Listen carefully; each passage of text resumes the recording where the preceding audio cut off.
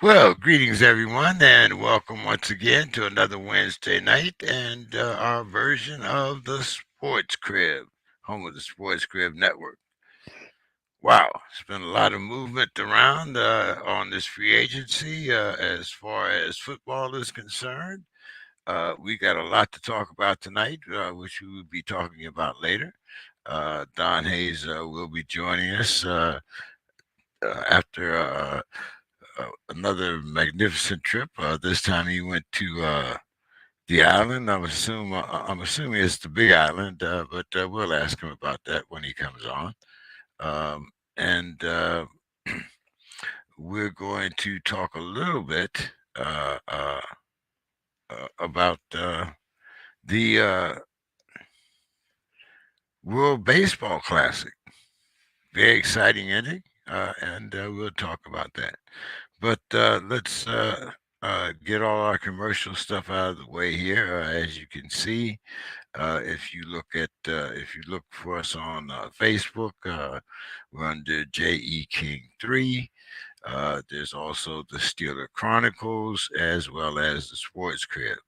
On Twitter, we are West Coast Steeler Fan as well as the Sports Crib. And our Cash App is $JE King 3. You can look at us on YouTube. Please subscribe and donate. All funds help to bring our programs on the air on a weekly basis.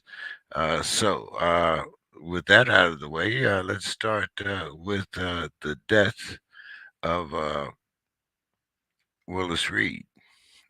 Most of us remember Willis Reed from the magic times of the New York Knicks. Willis was definitely the leader of the Knicks, and he played during a time when the big man was prominent in the NBA. Wes Unseld. I want to say at the end of Will's career, as well as Bill Russell's. Willis Reed was an icon for the Knicks, and I'm sure we will see Willis Reed's number up in the rafters at some point. But very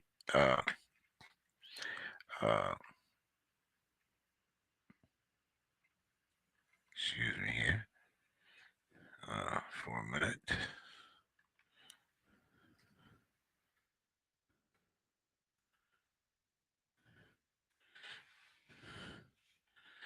Yes.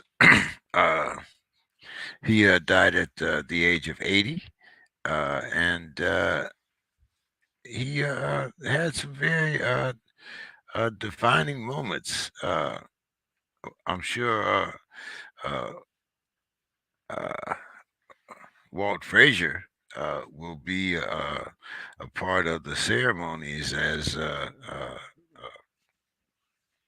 we find out more about where the ceremony, where the funeral will be held, when and what time. Yeah, Will played from 64 to 74. He went to Grambling, and he was a second round draft pick. I think, according to this, he was the eighth overall in the second round. So, uh, for a young man, originally from Lilly, Louisiana, uh, uh, Willis is a definite uh, uh,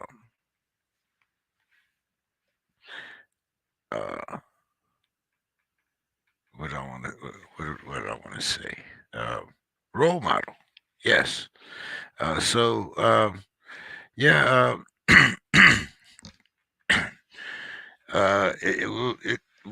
It would be nice This was at a time when, as I said, New York was a, a part of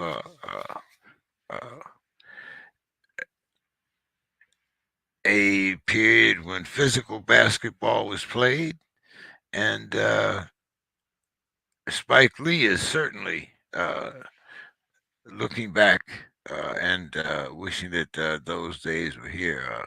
Willis Reed, 1980 All-Star Game MVP, 21 points, 11 rebounds, 9 out of 18, uh, 3 for 3 at the free throw line. And must remember, this is 1970, so this is before the three-point shot. But rest in peace, Willis Reed, and we look forward uh, to having your number put up there in the rafters. So, topic number 2, Michael Jordan is selling his majority interest in the Hornets.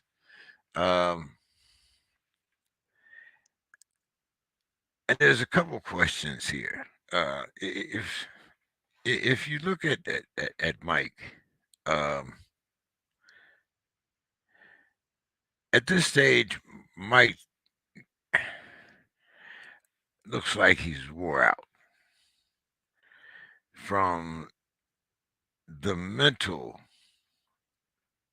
side of being an owner. There's no doubt that Michael is Michael as far as the physical part and what he may be able to do on the court even at this particular age. But the one thing that Michael has not been able to do is put a team together as a general manager. I don't know whether, and we've asked these questions many times before. What makes a GM great? Well, when you look at some of the players that Michael has drafted and some of the ones that he has passed on, starting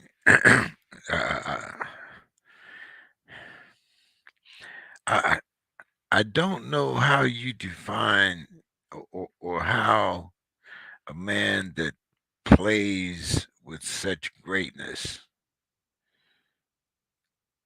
seems to not be able to evaluate talent.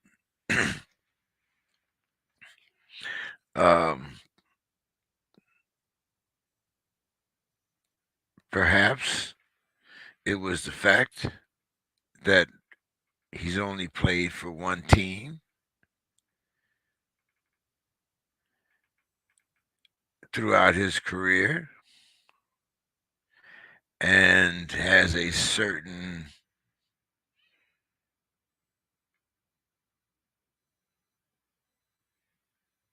test for his eye that does not appear to be something that he inherited. How do you think this is going to affect his legacy?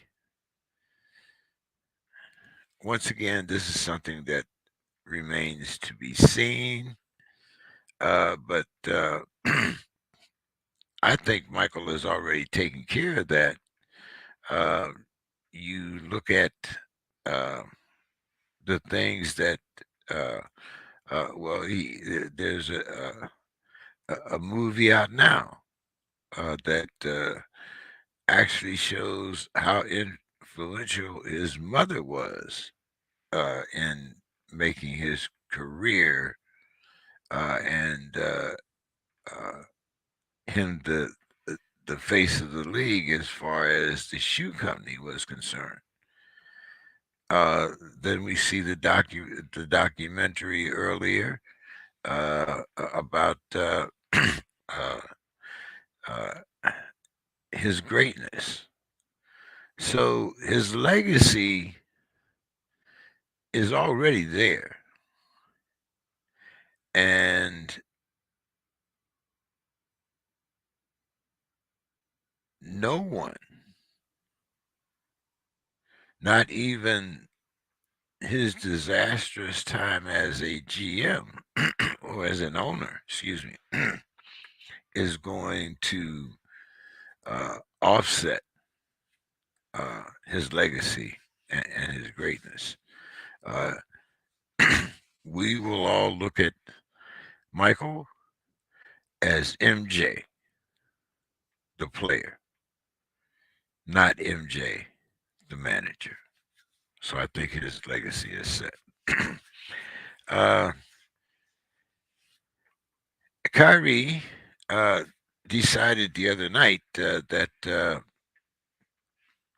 he wasn't going to swap jerseys with Dillon Brooks.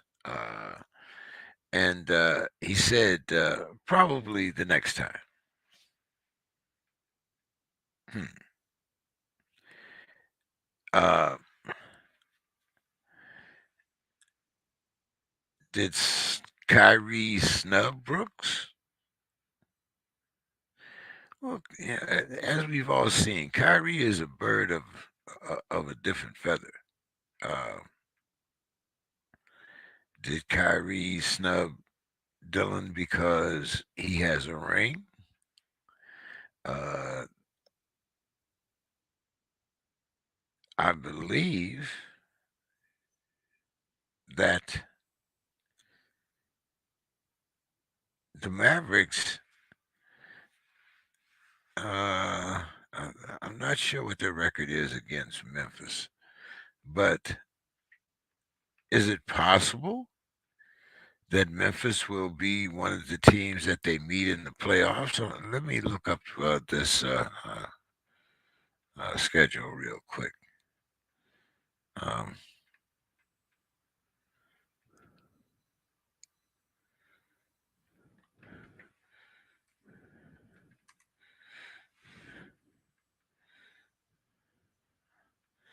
uh,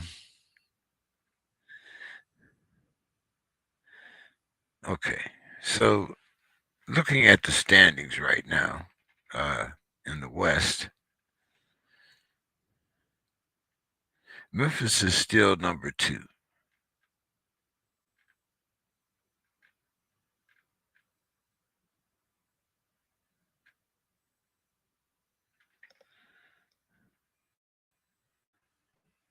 The Mavericks at this point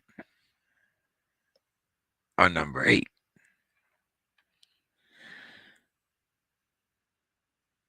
So let's see.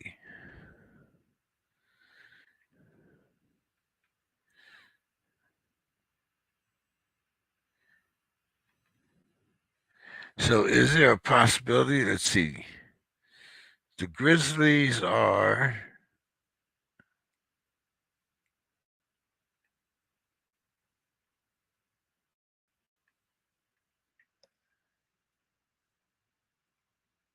8.5 games ahead of the Mavericks,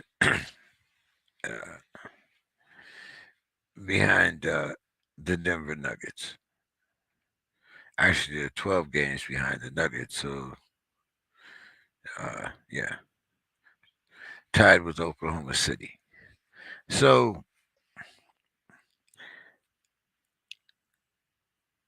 Kyrie, being that strange bird that he is,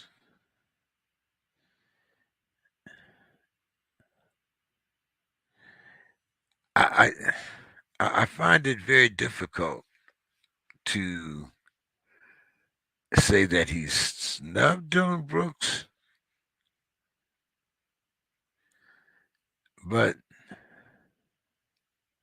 on the other hand,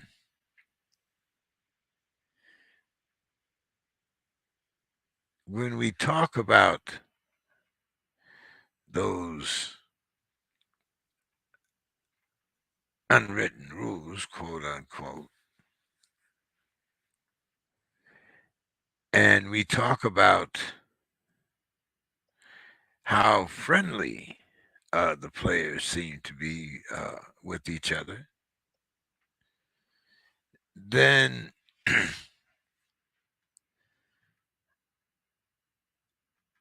you have to think that if this was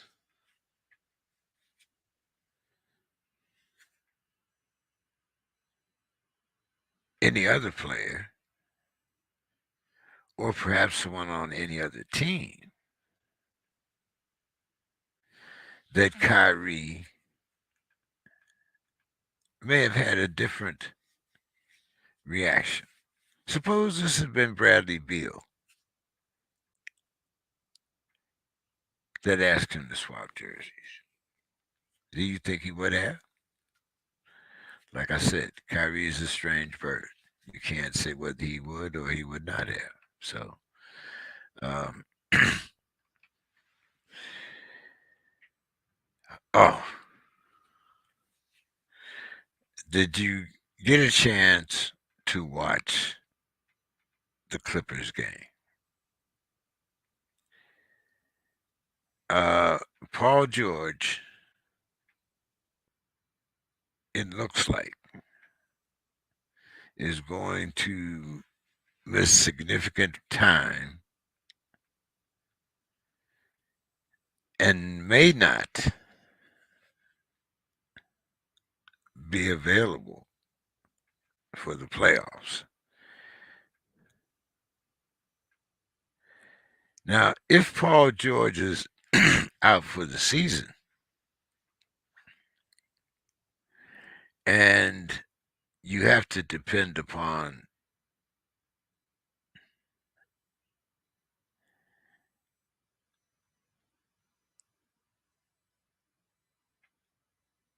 someone else to supply those points,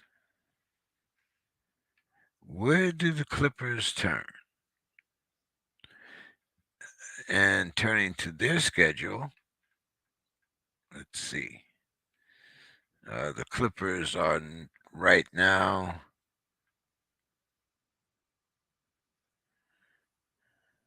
Where are the Clippers? The number 5 seed. They're 5-5 in their last 10, and let's see, what is it? How many more games is it to go?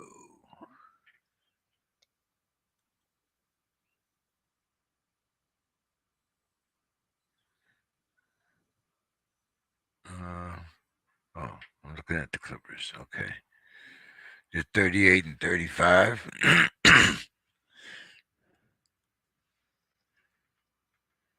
So with 10 games left for just about everyone, will Paul George be available for the playoffs? And how much of a disadvantage does this put Kawhi at to try to win a title?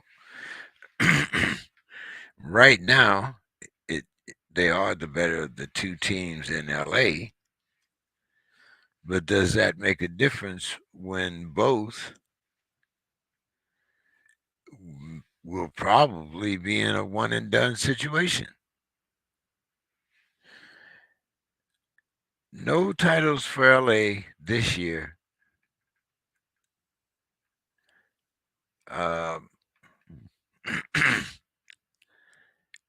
It would be silly to try to compare the loss of LeBron and the loss of Paul George in as far as their individual talent. And one we know is considered the number one, but who does Kawhi depend upon to be that number two? Just looking at their roster here,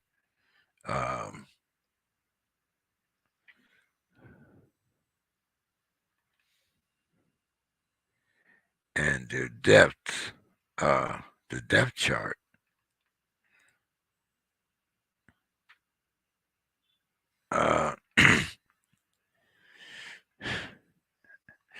can Russell step up now, uh, or is he going to continue to be the uh, turnover machine that he always has been?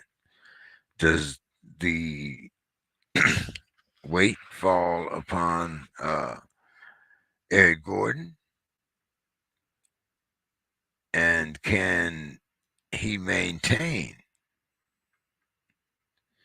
the type of game? In other words, can Eric Gordon actually move? Uh, Actually, as they say, approach that next gear. Can Eric Gordon turn it on and actually help Kawhi through this period when there are going to be a lot of nights for the Clippers uh, when Kawhi is not going to be on the floor? Or, as they say, you know, your best availability is does this does this change the availability of Kawhi Leonard? So the Clippers, even though they may be the best team in LA, I don't see them being more than a one and done. I think most surprising to everyone uh, would be or will be uh, the appearance of Oklahoma City. And let's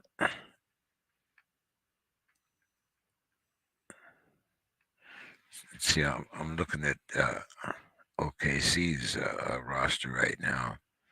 Uh, there's a good chance that OKC is going to be uh, somewhere in these standings. And can they create a little wave? Uh, can they break through? Right now, they're in the number 7 spot. As I said, depending upon what happens with the injury to the Clippers, there's a lot of teams that could move up. Oklahoma City, the Mavericks, the Jazz. There are a lot of teams that could move up because of this injury to Paul George. We'll see how the Clippers handle it, and like I said, whether or not Eric Gordon becomes the man.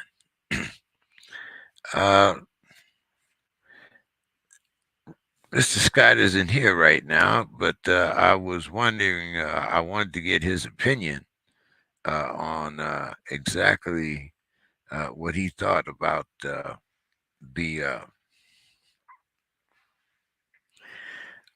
fact that Karl-Anthony Towns is coming back, as well as Mr. Edwards, and how much of an impact does the injury, once again, the injury to Paul George, is that how much of a benefit is that going to be to the teams that the Clippers are above right now, especially with 10 games to go and such a close knit standings. Looking at the standings here, the difference in the West between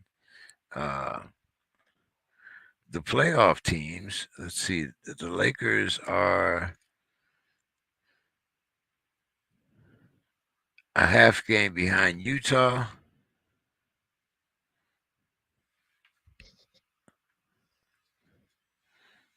And a game behind in the loss column to the Jazz. So it could be, and they're only, let's see,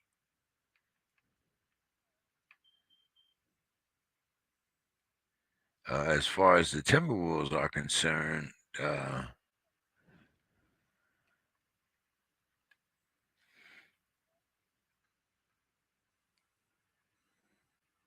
it seems they both had the exact same record, 36-37. One game under 500. However, the Lakers are 13 and a half game behind, and the Timberwolves are 13 games behind. So, as you look, the Clippers are sitting at number 5 with 10 games to go. What is that going, as I said, mean to the Thunder, the Mavericks, the Timberwolves, and the Jazz, as far as placement when it comes to the 20? So we will definitely see about that.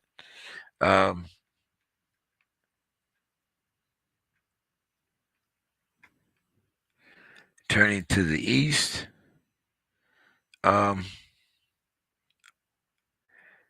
since I have a few minutes, I, I think I will address what is starting to become a very ugly part of this MVP race. And it is race.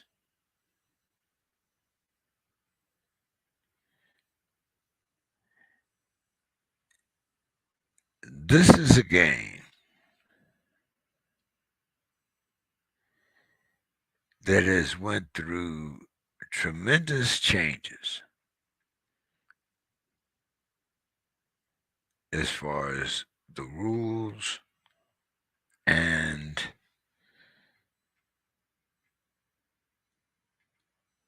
the players. Now,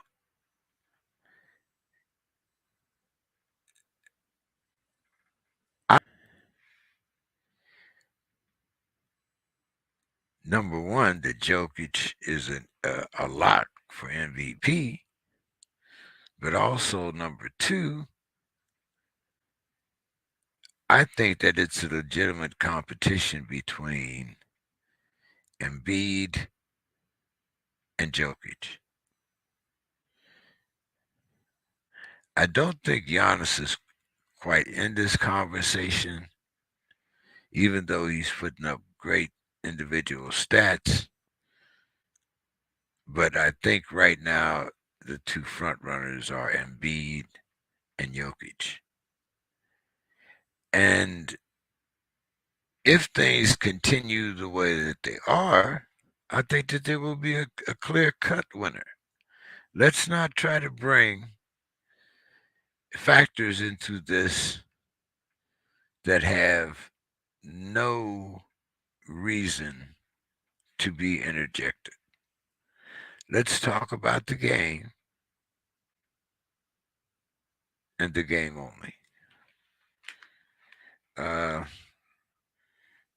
see.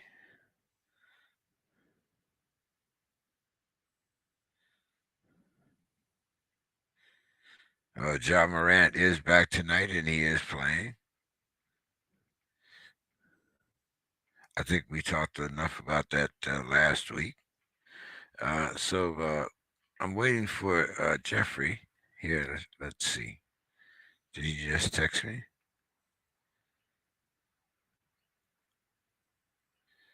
Okay.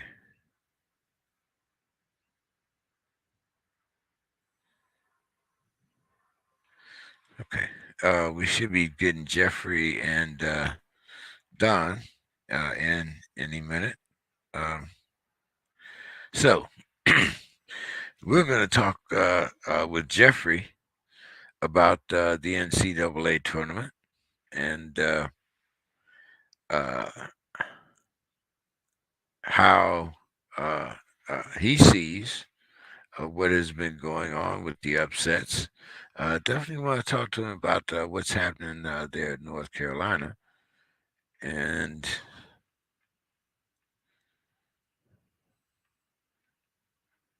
Yeah, I'm on the right one. Okay. So, uh,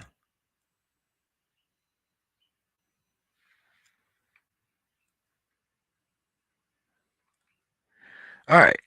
So, let's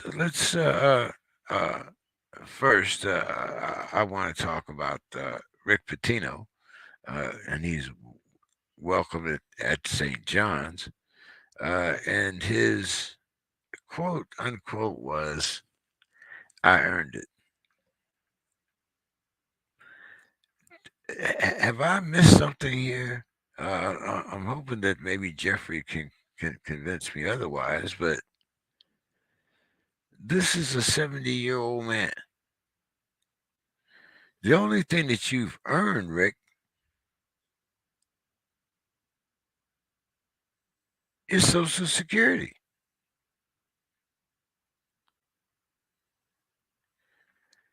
There are far younger men that I would think have earned a right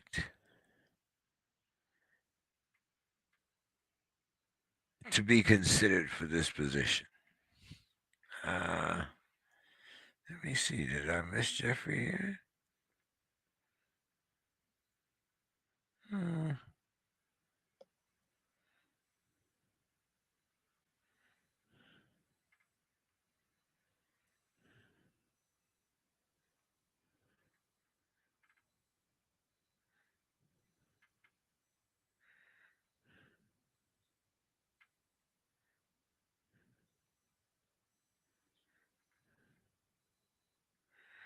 uh,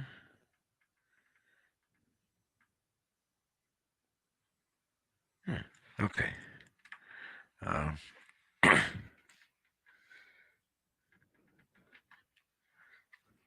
okay.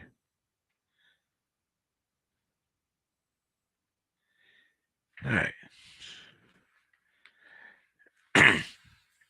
Now, as I was saying, maybe I'm a pessimist here, but I think that there were some younger coaches that earned the right to be interviewed by St. John's.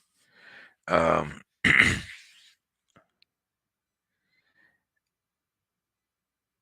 I think at some time you have to give the younger generation uh, some type of chance rather than just getting stuck in uh,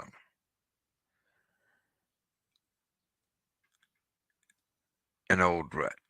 I see Jeffrey's here, so let's hit. Let's Jeffrey, how are you doing this evening? Good. Doing good this evening. James, how are you? Oh man, hey, as usual, I'm out here in California. I'm doing pretty well. It has finally stopped raining, and for the first time in a long time, we have full reservoirs. The drought is finally over, so we're doing good. All right, that's good. Yeah, there's some wild weather out there right now. Oh man, yeah, yeah. A friend of mine is up in the mountains, and you can see where the snow is as high as some of the buildings up there. They like to do their snowboarding thing and all that. You know, Having come from the east and Pittsburgh and around there, I've seen my share of snow. So you know, I'm not really enamored, but for as I said, when the runoffs come, it'll be very good for California and for the farmers also. So that part is fine. But I'm down here in San Diego. The weather is fine, and hey, the Aztecs are doing pretty good in the tournament. So all is well out here in San Diego. But Yes, yeah. but before we start talking about the tournament, the Aztecs, and so forth. Uh, Jeffrey, I have to ask you a question. What happened to North Carolina from number one in the preseason to oblivion? Yep. What happened at UNC? Yeah, that is a question of the day in the ACC. I mean, this team, you know, they showed flashes this year, of being the team that went to the national title game last year. I mean, they went to 4 overtimes with Alabama. They should have won that game. They had that game won. Right before that, I think it was right before that or right after that, they played an Iowa State team that made the tournament.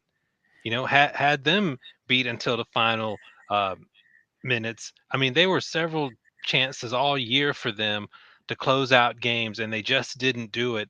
And then the losses just started adding up. So, I mean, they would have those times where they were like, "This looks like a top five, top 10 team." And I think at the end of the day, and we had a guest on our podcast, and we asked Jonathan Murphy, um, and we asked him about it. We said, "What do you think happened in North Carolina?" This was right after they turned down the NIT bid, and he's like, if you liked playing with each other, you would keep on playing with each other. And I think at the end of the day, they just didn't have good chemistry. You know, they caught lightning in the bottle at the end of last year playing together, but Manic wasn't on the team this year, so they kind of lacked that um guy that could knock consistent three-pointers from the corner. That's one thing they did lack without Manic. And in the half court, their offense, they just didn't share the basketball the way they needed to. I think Hubert Davis should have played more up tempo. When they got into transition, they kind of looked like Roy Williams Tar Heel teams. Um, but I think they just kind of got bogged down in a little bit too much half court basketball. The chemistry wasn't right. They didn't share, the basketball on offense. Caleb Love had a tendency to take ill-advised shots. It was it was a all rolled up into one. I think it just came down to they just didn't have good chemistry playing with each other. Yeah, and a lot of times we think that chemistry is overrated, but Right. later on, I have some other chemistry questions when it comes to football. But yeah, it was just. Uh, what about that NIT bid? I thought that was kind of. I mean, of course, teams have the right to to say whether they want to go or not want to. But I thought the whole situation was just kind of weird the way that it went down. Yeah, no, it was kind of weird. Um, I don't. I mean, the NIT still has. I mean, okay, if you're North Carolina and you're Kentucky, and you're Duke, you're used to playing for Final Fours and national championships. But I mean, the NIT is not the kind of it's not beneath you, and it's certainly not a team that's trying to build towards next year. Um, what I understand is Hubert Davis had a vote on it, and they voted not to play in it. And I mean, I guess it maybe if you don't want to be there, maybe it's better not to play in it. But I that's where I go back to if they enjoyed playing with each other, they probably would have played in it. But um, yeah, I think they should have played in it, for a variety of reasons, to try to end the season on a higher note. Try to you know build some chemistry for next year for some of the young guys. But at the end of the day, I think they just didn't like playing with each other. I think our when I had our podcast guest on, he said that. I was like, yeah, maybe they just didn't like playing with each other and ready to be done with it. Yeah, but then again, Jeffrey, this isn't a pickup game at a playground. These guys have valuable scholarships also. Yeah, I mean, I think at the end of the day, they should have went ahead and played in it. Um, it's a chance to be on national TV. I mean, the games are all, on ESPN and ESPN2 and national TV, and they would have had a chance. They don't go to Madison Square Garden anymore. I think they would have played the last four in Las Vegas. I mean, that would have been a great trip, and still, you win your 4 or 5 games and have a 24, 25 win season. It's still something to say, hey, we had a decent year. I mean, I think they should have taken it. Um, but I guess I understand why they turned it down. But I would prefer to see teams, when you have an NIT bid, to take it. Yeah, even though the NIT doesn't have that prestige that it used to have, but like you said, you do get to put your talents on display. I see Don Hayes is here. Don, how you doing? Hey, James. Uh, Don, excuse me, but you look a little darker than the last time we saw you. Have perhaps you've been away again? Yeah, I had to go to Hawaii for spring break. Oh, that sounds like a tough trip. Yeah. I But mean, you just, I'll, I mean, you just had to go. I mean, it wasn't like you make it sound like it was some kind of a chore for you to go, Donna. But you definitely look of like you got a little sun there. I did. Of course, I'll never be as dark as you, James. But if I lay out in the sun, I might. Don, there's not that much sunshine in the world, but I know. and then, But yeah, and, so and, and besides, I cultivated this color over 75 years, so yeah. I went to Hawaii. This is my second trip to Hawaii, but my niece and her husband met us there, and so I got to go to Pearl Harbor again and check that out. I went to a SWAT meet they had there at Aloha Stadium, and that's one of the college stadiums I haven't been to, and it's a terrible shape. I don't know how they played that thing. It's a monstrosity. But yeah, hey, I think that's been one of the knocks on that stadium for quite a while. it's Uh, horrible. um, but I know both of you guys want to talk about the NCAA tournament, but we're going to get to that in a minute because we both still have teams representative of both conferences. But Rick Paterno has been hired by St. John's, and his reaction was that he's earned it. Well, uh, can you guys convince me that Rick Paterno's earned it? I mean, at 70 years old, to me, the only thing that he's earned is Social Security. But maybe you guys have a different take on it. What do you think, Don? Well, I mean, when you go out and Pitino, I'm hire, sorry. you make that you go out and you hire someone of his reputation, his experience. You're in now. You factor in his age. I don't be accused of ageism, but you're really gambling there because there's a lot of good young coaches out there, and you go Pitino, but time will tell if it works out. I don't see him staying more than 3 years, but I mean it's just my take. What do you think, Jeffrey? I mean, I think St. John's sitting there in the Big East. They have a great tradition, at least through the 80s. I mean, this was one of those schools. Chris Mullen, Louis Carnesecca, those through the 80s. This was a premier program, and by hiring Rick Pitino, it's even if he's only and I agree with you, James. He's probably only going to be there 3 or 4 years. It brings attention to St. John's, and I think that's the media attention is something they haven't had in a really long time. And playing right there in New York City, I mean, people are going to be paying attention to what St. John's does next year and how Rick Pitino does.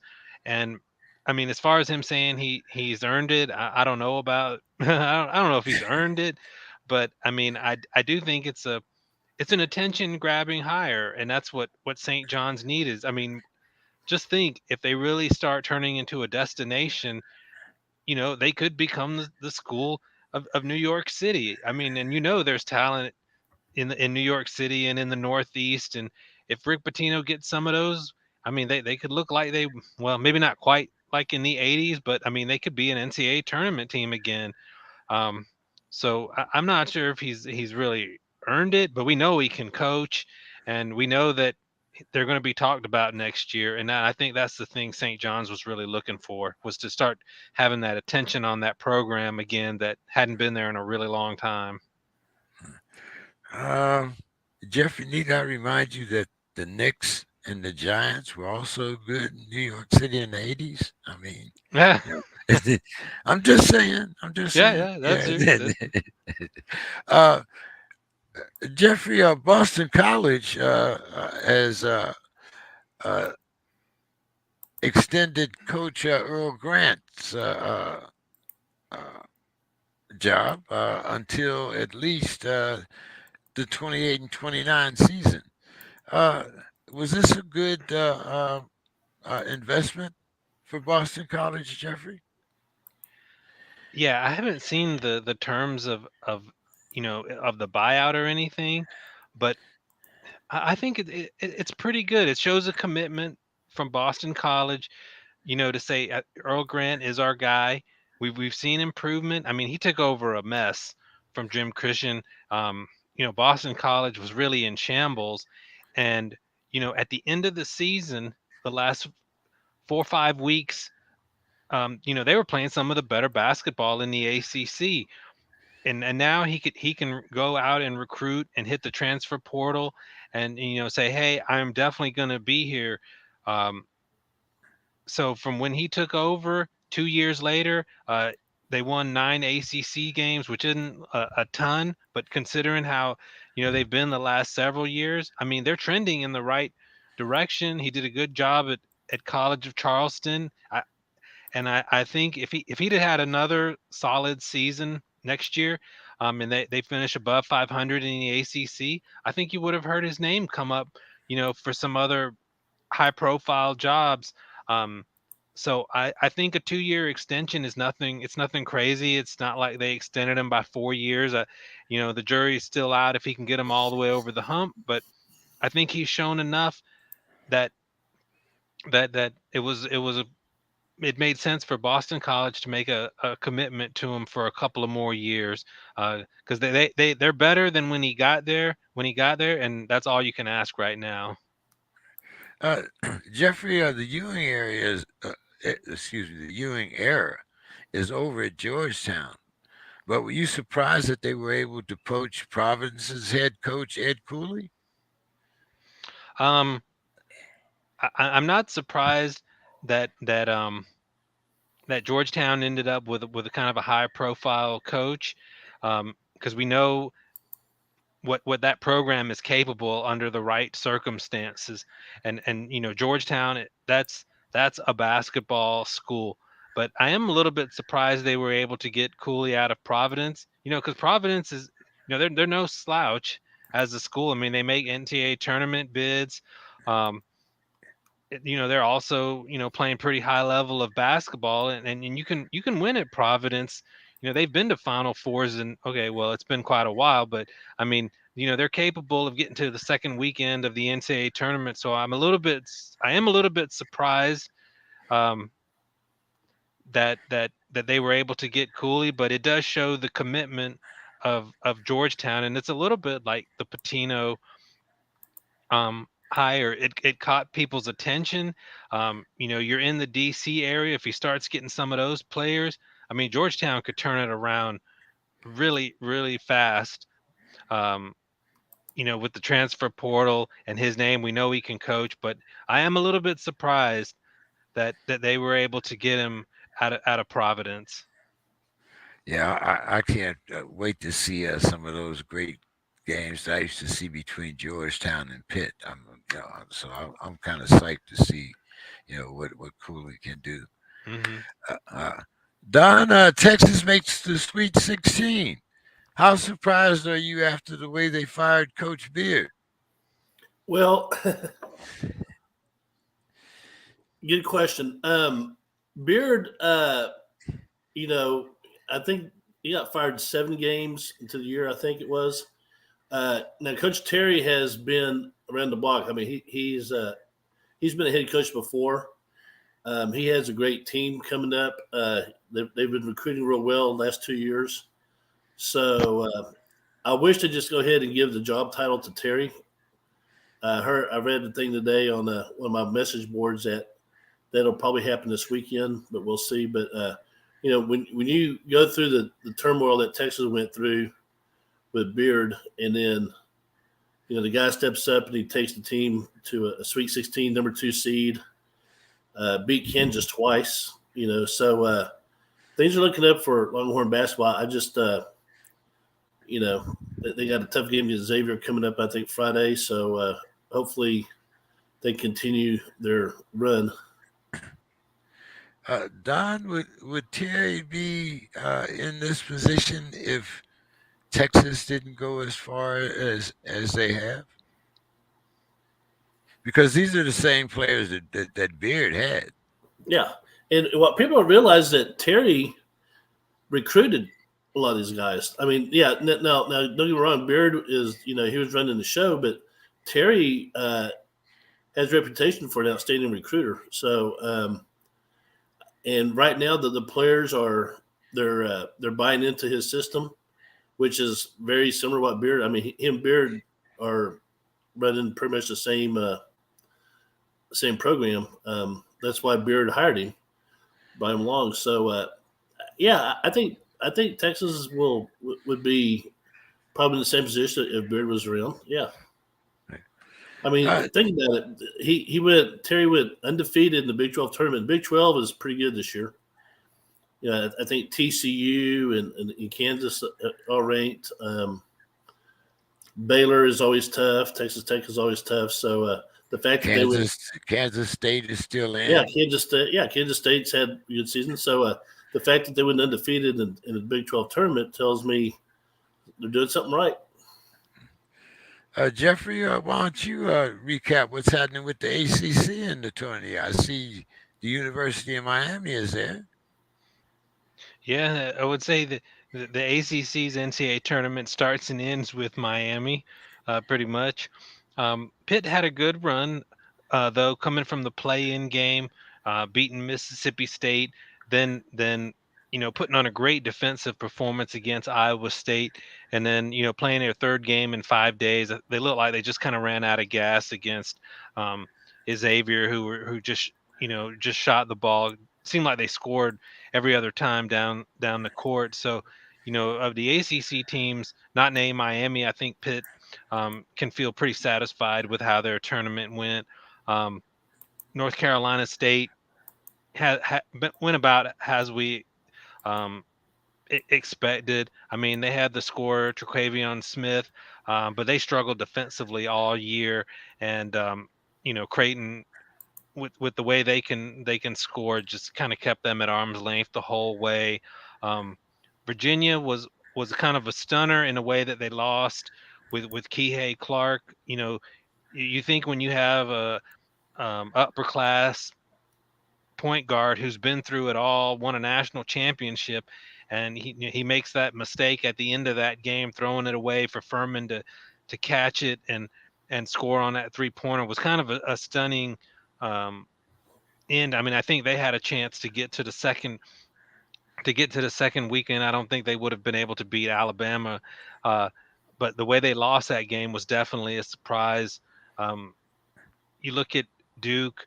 They played very well against Oral Roberts in that opening game, but when they played Tennessee, there was just kind of a physical mismatch. Duke with their young, talented players playing against those grown men there at Tennessee, and then Roach gets into foul trouble. Who seemed like he was the only Duke player that really looked fearless out there. And once he got into foul trouble, it was going to be really difficult for Duke to beat that Tennessee team. and they were just kind of physically overmatched by those big fellas there at Tennessee, who just locked down. And when they knocked down a couple 3-pointers, um, yeah, that was all she wrote for Duke. And I mean, Duke had a good season. They were playing better, and I mean, I think they're a team that's got a great class coming in. But if a couple of those guys, like maybe Proctor, if Roach comes back, Filipowski, if a couple of those guys come back with the class they have coming in, they'll probably be ranked in the top 10 next year. And I think John Shire did a pretty decent job for his first year. Um, so now we look at Miami. Miami is the one team to make to the Sweet 16, and they got a tall task to play Houston. Um, Marcus Sasser, he looks healthy. That was going to be the one thing, if Houston didn't have Sasser 100%, they were going to be vulnerable. They lost, I think, when they lost to Memphis in their conference championship game. I don't think he played that game or played hurt, if I remember. Um, but he looks healthy, and they just totally shut down Auburn in the second half. Probably the best defensive performance of anyone in the tournament. I mean, Auburn couldn't even barely get a shot off, but when you got guards like Miami does, Isaiah Wong and Nigel Pack, you've got a chance against anyone. And I think that's going to be a really competitive game. Jim Larinaga trying to get Miami to a Final Four. They went to an Elite Eight last year, and they played Indiana, and their All-America, their big man Jackson, and they held it their own against him, and dominated that game in the last 10 minutes. So, if Miami can get by Houston, it's probably going to have to play Texas in that round. So they're going to have to earn a trip to the Final Four. But I mean, they've got a shot at it. I think when you look at the Sweet 16, all but maybe two other teams, I mean, I think 13 or 14 of them, you can make a real case, can get all the way to the national title game. The Sweet 16, it's absolutely loaded this year. I mean, I think 2/3 of the team, I was looking at it the other day, maybe almost every single one of them were ranked in the top 25 at some point this season. So, I mean, this is a really loaded Sweet 16 with a bunch of really good basketball teams. Does the slipper fall off for Florida Atlantic? Yeah, I think so. I think they're playing Tennessee. I want to be sure about that. Yeah, I think. Yeah, if Tennessee can shoot at all in that game, and that's been their Achilles heel during the year. But if they can knock down, some perimeter shots. I mean, I know Florida Atlantic is a deep team, but man, they're grown men at Tennessee. I mean, they're big, they're physical. They'll throw elbows. They're gonna get their position, out there on the court, and I just have a hard time to see Florida Atlantic coming through there, unless Tennessee just does something like shoots like 30% or lower. I mean, they're going to have Tennessee have a really bad shooting night, which can happen. We've seen Tennessee, struggle offensively. So I mean, they have a shot, but wow, it's hard to see them, breaking through against Tennessee in that one. Don, when you look at how early Kentucky has exited these last 2 seasons, do you think that Calipari's job might be a little hot, that he might be on the hot seat? Yeah, that's always the chance you take when you're in the high profile program like Kentucky. You remember, just in the last few years, Kentucky had, like, what was it, 2-3 years ago, when they had all 5 guys, they were first year players, they all went in the draft. I mean, it's like a constant reload for them. So, eventually when you have to replace that many players, the wheels are going to fall off a little bit. So, sometimes we become victims of our own success, I guess. What do you think, Jeffrey? Is Calipari on the hot seat this year after bowing out of the NCAA tourney again? Yeah, I don't think he's going to be fired or anything, but I think there's some frustration at Kentucky. I mean, they don't play, to get knocked out of the tournament in the first round, and like this year get knocked out in the second round. And I mean, it's been it's been more than 10 years since they won that national title, and it's been almost a decade since they went to the Final Four. And that's not what they wanted, Kentucky. And I mean, you look in the SEC. I mean, they're not the premier program. Um, they're still the name brand program, but are they one of the top 2, 3 programs in the SEC anymore? I mean, I don't think so. I think Alabama has surpassed them. Arkansas has under Eric Musselman has made deeper runs than they have the last few years. I mean, you could argue Tennessee is better. Um, yeah, I mean that's not what they're expecting. There's frustration there. I don't think you know if Calipari has another year or two where he doesn't make a deep tournament run. Um, yeah, I could definitely see them kind of nudging him into moving on. Uh, Don, with two number one seeds out of already out of the, the tournament, who's in your final four? Oh man, uh, jeez, you're gonna put me on that kind of spot, right? Because I have to. Well, don't worry, because I'm going to ask you the same thing at the end of the Elite Eight. So we'll see if it changes. But right now, with what's your bracket look like for the Final Four? Um,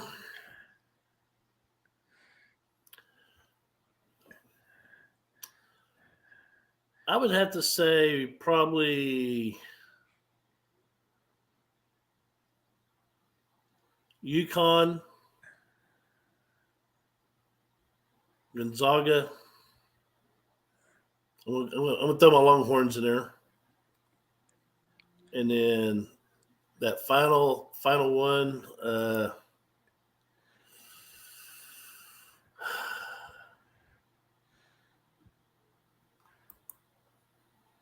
Hmm.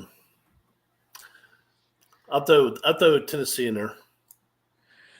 Oh, okay. So now let me get this right. Now you have your Longhorns, Tennessee, and who were the other two? Gonzaga, Gonzaga. and the other one was who was your fourth? It was Gonzaga, Tennessee, Texas. Who was the fourth one?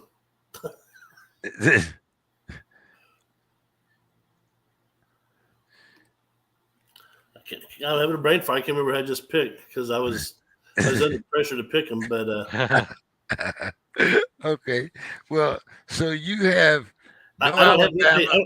I have Florida Atlantic. That's for sure. Okay. So, but you also have no Houston or no Alabama. Okay. All right. Jeffrey, who's your final four right now? um, well, right now, I got to go with Alabama. Um, I they got a pretty favorable path. I mean, Creighton's kind of looming there, could be tough, but I mean, they're long, athletic, and when they shoot the ball, they're going to be very difficult. So I got Alabama on one side. Um, then you go to the bottom of the bracket. I've talked up Tennessee, but Kansas State looks like a team on a mission. Um, Noel, the guard that just went bananas at the end of the game against Kentucky. I mean, he's on one of those rolls that I think that a team can ride all the way to the Final Four. So I got Kansas State on the other side. I'm also going to go with Gonzaga. I mean, I think UConn is very capable of getting to the Final Four, but I like Gonzaga coming in under the radar. Um, Timmy, Mark Few, that offense. This is, I think, their year to get to the Final Four. If UCLA was healthy, I would really like them, and I think they're going to have a great game tomorrow night. But I got Gonzaga there, and on the last bracket, um, I'm going to go with Texas. Um, what they showed in the Big 12 tournament, going on the road, taking the Big 12 tournament title. Took a tough test from Penn State. They had struggled, from what I could tell, some on the road, but I think they've gotten over that, and I think they're the most complete team on that side of the bracket. So my Final Four is Texas, Alabama, Kansas State, and Gonzaga. Okay. Wow. So my bracket is totally different because I have Alabama, Houston, and Tennessee and UConn. Yeah, And see it. we'll see next week. I'll ask you for your champion.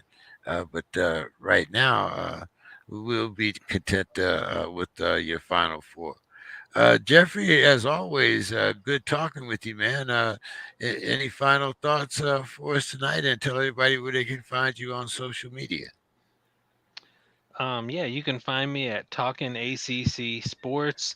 Even if Miami gets knocked out of the tournament, you'll see me talking about the NCAA tournament all the way through. I'm blogging at allsportsdiscussion.com. My last thought is I'm kind of looking forward, really looking forward to the Sweet 16, because the tournament was great last week. No question about it. It was crazy, chaotic, but I mean, a lot of the games were kind of rock fights. I mean, they were low scoring. Uh, not really that high a quality of game. The shot making wasn't there, and I think with the Sweet 16, it's going to be back up to that level of you got great matchups, and you're going to see not just close games, but you're going to see like high quality games, and that's what I'm kind of looking forward to. And then also, if you're not watching the women's tournament, man, they've had some great games and finishes there.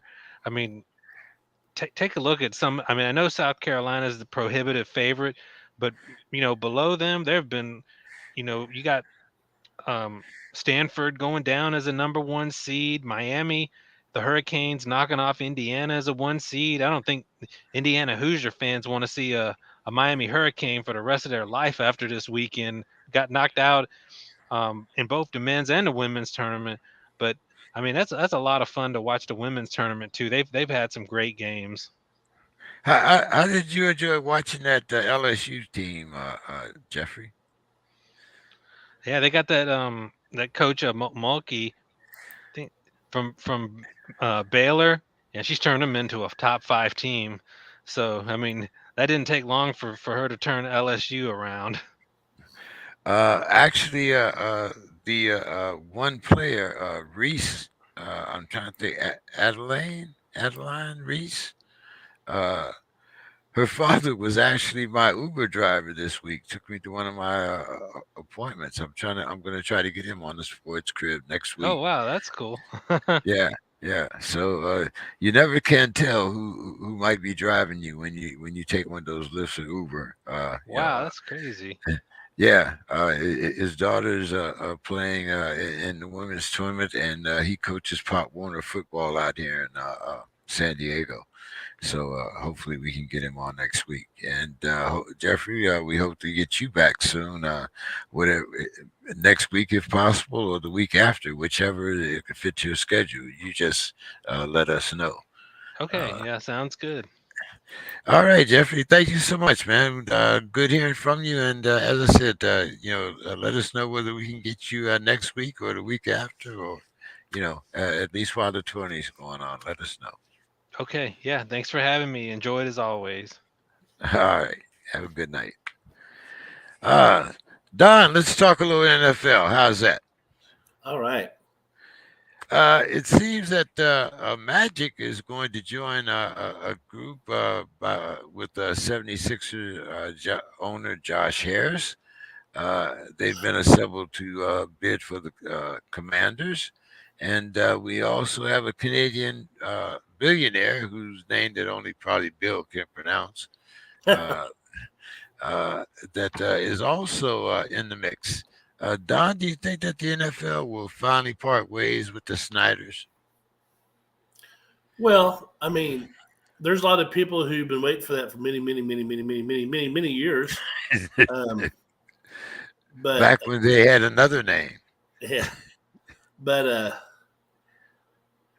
if the Snyders are willing to sell, and this new ownership group wants to buy, I think that'd be good for the Commanders. Go ahead. No, go ahead. No, I just think that sometimes you need that change. I wish Magic would come by the Cowboys, but I mean, Don, what do you think is more interesting? Who's going to buy the Commodores, or who's going to sign Lamar Jackson? I think whoever's going to sign Lamar Jackson is a lot more exciting because, you actually get to see that on TV. You get to, witness the excitement of a elite player in another uniform, maybe. Ownership's ownership. The only time they really show the owners is at the end of the game up in their boxes. They don't usually make they don't get a whole lot of press unless you're Jerry Jones. So we're doing something crazy like the Snyders, but I think having Lamar Jackson in a different uniform maybe would be a lot more exciting to watch. Don, why don't you think the Colts are showing more interest in Lamar Jackson, or any team for that matter? Do you think it's because of that what do they call it? The franchise title, the extended franchise title that he's under, rather than a regular franchise title? Do you think there'd be more interest if he was under the regular franchise title? I think that's probably a very good point. Like I said, Lamar Jackson he's still a good quarterback. I mean, he's very. There's teams out there that don't want him, but I just think that having the franchise tag would make him a little bit more, maybe might muddle the waters a little bit as far as him going somewhere else. Yeah, and there's another thing, interesting thing about this Lamar Jackson. I don't know what you want to call it, debacle or whatever, but Don, he doesn't have an agent. So by him not having an agent, if teams are talking to his mother, who is not legally qualified to be an agent or is an agent, aren't teams putting themselves up for a possible tampering charge here, and the loss of draft picks, as we have seen with some other franchises, if they're talking to his mother, who is not a legal representative? Well, I'm going to go ahead into this. I'm ignorant of the rules regarding all that. I know to be an agent, you have to be registered. I think 90% of them have a law degree, but when you bring family into there, you're gambling a lot. as much as I love my mother, if I were an athlete, I would not want my mother to be my manager. My agent. That just wouldn't be good. But yeah, I don't really know how the rule works. I don't know if there's going to be sanctions for that, or if it's be hauled before some kind of NFL commission. I don't know how that works, to be honest. Don, I think because of the way that we're thinking, it might be appropriate for me to go into our after dark mode. Considering that I know that everyone that just heard our last, let me see. Don't give a fuck what's in here, 'cause I'm a rider, getting down, going hard, baby, don't stop. Don't give a fuck what's in here, 'cause I'm a rider, got the things in that thing. I'm sure in today's modern concept, we are two sexist old men. Yep. When it comes to talking about Lamar and his relationship with his mother in sports, I like you, Don. It's like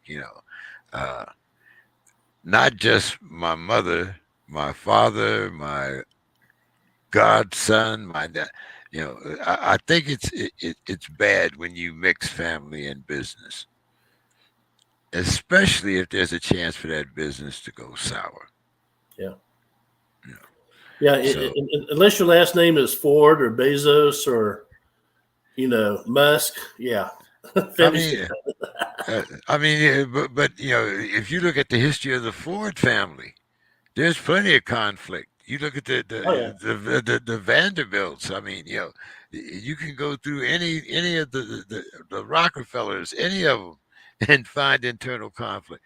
Hell, look at the Trump family. I mean, so hey,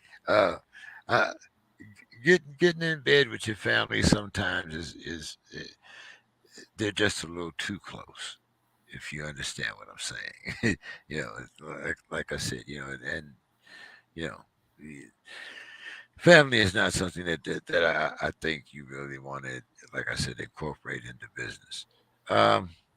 Don, the latest mock draft had the Panthers taking C.J. Stroud at number 1. Do you think that the Panthers should take C.J. over Bryce Young? And with Thielen going to the Panthers from the Vikings, it gives them some veteran leadership to that really young wide receiving core. If they don't grab some other places, some other guys are off of the free agent market or make a real good hit in the draft. So, Don, what do you think about them taking C.J. Stroud? Rumors saying that they're taking C.J. Stroud, the bigger quarterback. And what grade would you give the Panthers with their free agent acquisitions?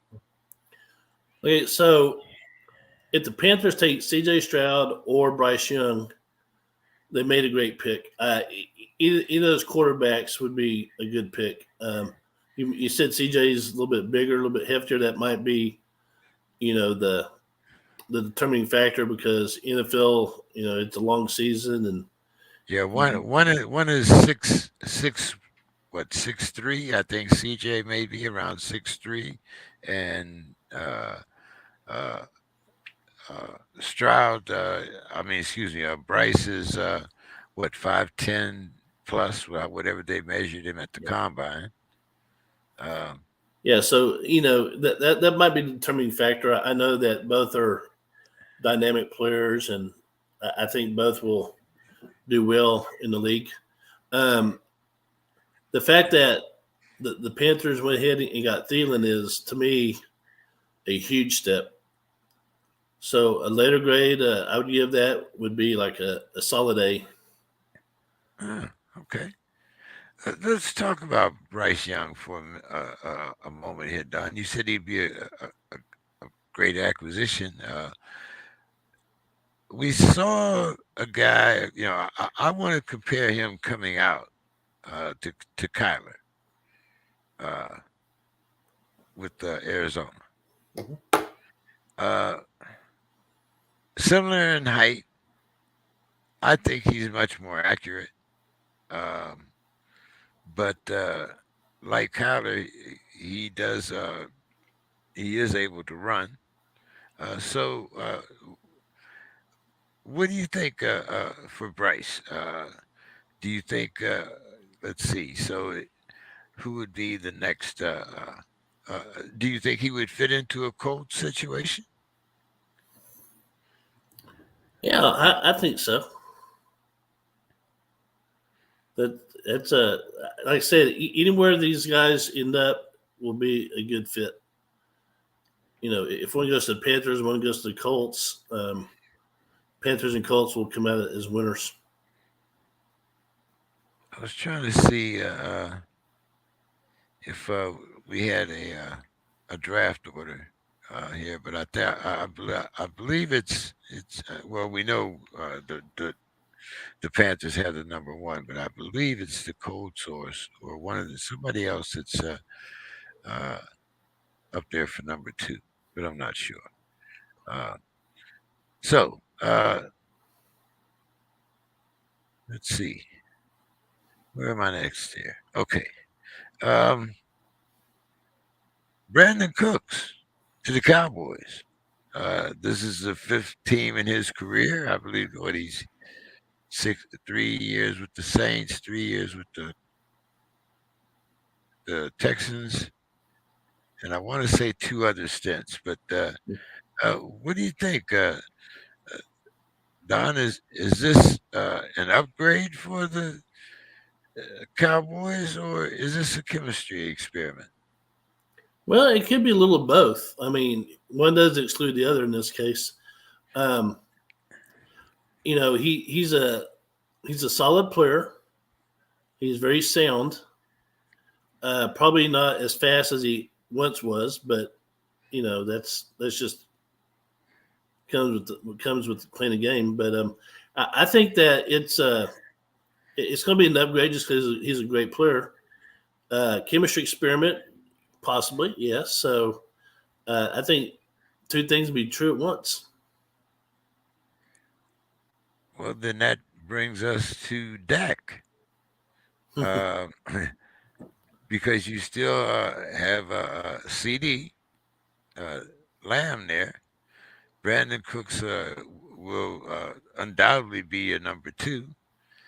You've got Tony Pollard, who's really good at catching passes out of the backfield. And with the departure of Zeke, will probably be the number 1. So how much pressure is on Dak this season? Well, after the way the season ended for the Cowboys, last year, there's going to be a lot of pressure. A lot of Cowboy fans were thrown in the towel. Now, I'm a huge Dak Prescott fan as a person. I think he's a quality kid. He's a good quarterback, but I don't think he's not the guy that's going to take the Cowboys to that next level. We've seen that the last 2 years. I just think that, if the Cowboys are going to go to the Super Bowl or even to the NFC Championship game, they're going to have to get a lot more help than what they're getting right now. And so, they're going to have to really hit the draft and free agent hard. There's rumors that they got rid of Zeke because they're going to make a play for Bijan, which would be a huge upgrade. But there's, we say that, but there's a chance Bijan may not be around. And so, they'll be looking for another running back to complement Pollard. So I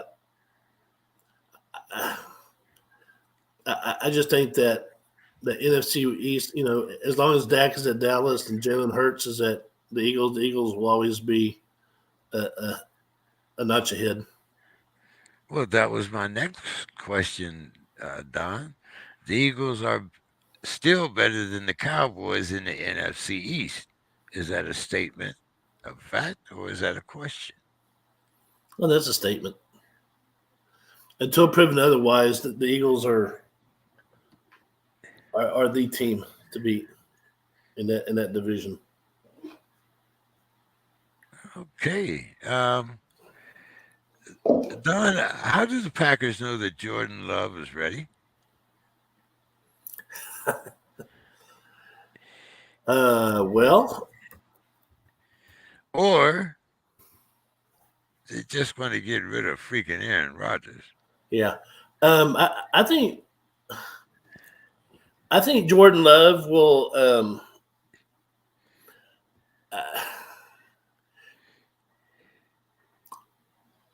let's just say this. He now this kid is very talented. He's shown the ability to throw the ball. He has shown flashes of being very elusive. Just being ready, hopefully right now as we speak, he's with his receivers, getting some time in on the practice field, did some off-season work. But we should have a good idea where he is at when training camp starts. Don, who has the most impact, or where's the most impact? Aaron Rodgers leaving the NFC North, or him joining the AFC East?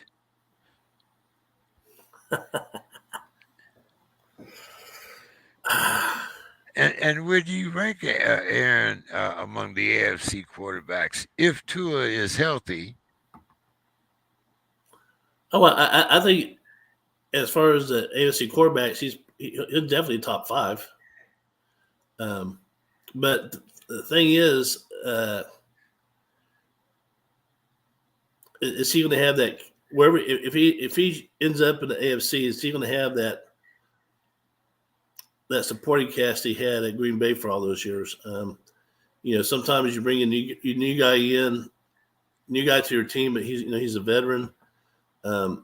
What's it going to be like in the locker room? And so, if he goes to the Jets in the AFC East, he has a number 1 defense, something that he hasn't had in Green Bay for quite some time. He has a promising rookie running back. He has the Rookie of the Year wide receiver. And they just brought in Allen Lazard, supposedly as part of his wish list. Yeah. What more can they give him other than maybe we are after dark a BJ on the sideline?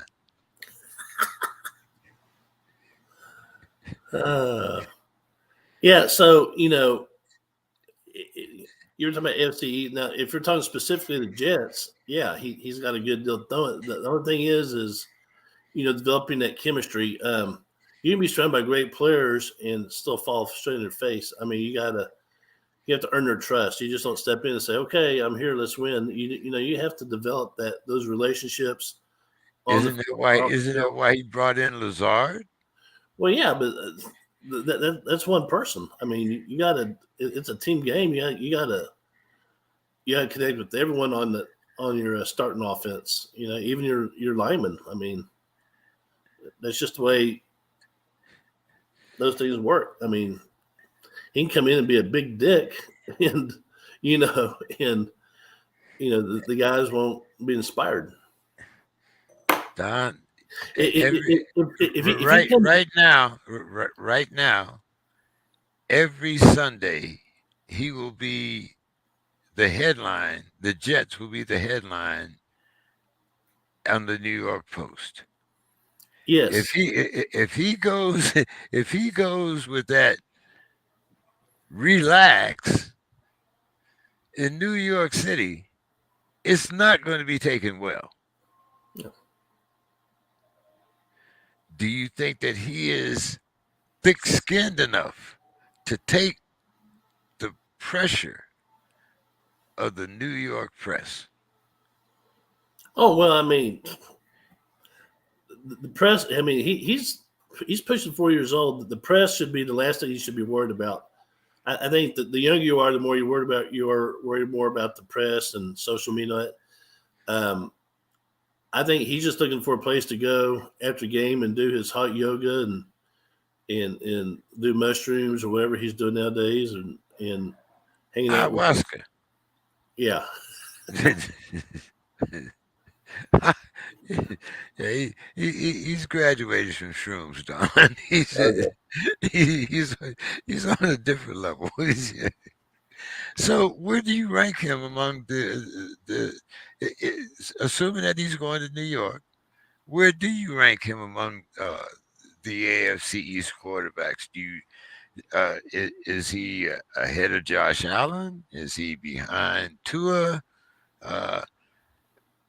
Right now, I actually have Allen and Tua ranked ahead. I'm still not sure who's going to be the quarterback of the Patriots, but I don't see anybody out there that would put them above either the Bills or the Jets or the Dolphins. So where do you rank him among the AFC East quarterbacks? Well, I would put him behind Josh Allen for sure. Josh Allen is he's a different type of guy. I mean, he'll lead the team in passing, he'll lead the team in rushing. He's just, I don't know now how long that's going to last because again, the NFL is a bang up league. You don't want your quarterback being your leading rusher, but right now I'd put Josh Allen one, and I'm kind of like you. I'd probably have Tua then Rodgers. Only because of the mobility factor. Yeah. Yeah. But, I mean, as far as a wide receiving core, his wide receiving core is definitely, he might have the second best wide receiving core considering what's happening in Buffalo, as you can see. But as far as quarterbacks,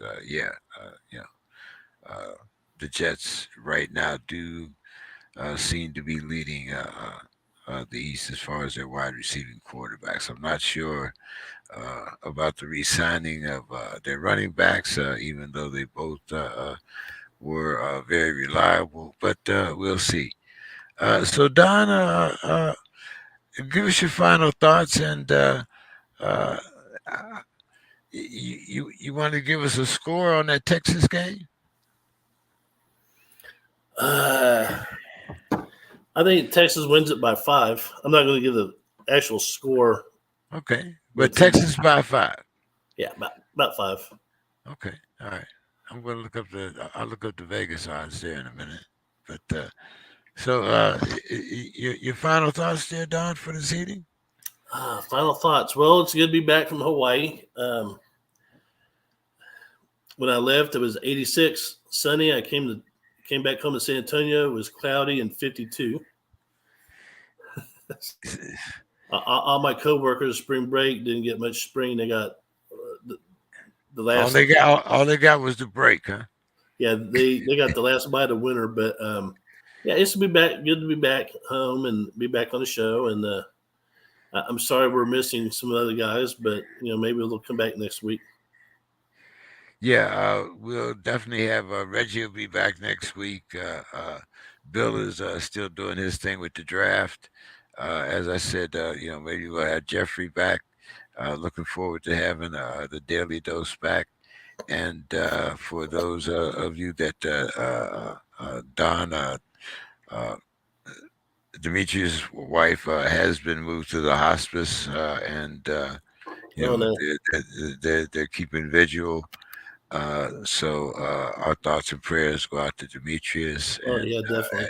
As always. So, Don, hey, thank you for joining me tonight. This will be one of our short sports cribs, but I look forward to talking to you next week, man. Hey, how's that strength and conditioning going for the cheerleading team? It's going good. I just was notified today that they want me to go to summer camp with them. And I have to go because we have a boy on the squad, and the district says if there's a male student, you have to have a male chaperone. So I got to make sure there's no hanky panky going on. Although he's kind of one of the girls, if you know what I'm saying. But See, I played the After Dark theme, so we're fine. yeah. So if he's caught in if he's caught in their room past curfew, he's helping do their hair. He's not there to play. He's not there to play hide the weenie. All right, Don. Hey, you have a good night. You too, James. We wish Texas well, and hopefully we'll talk to you next week. All right. Take care. All right. You have a good one. Oh man. Always much too early when we have to close the sports crib, but we know guys are under other obligations. And a great conversation with Jeffrey Fann. Hopefully he'll be able to come back next week. Reggie from Atlanta will be back with us. And hopefully some of our other guys will get a chance to come back in. So have a great night, everyone. Looking forward to talking with you next week.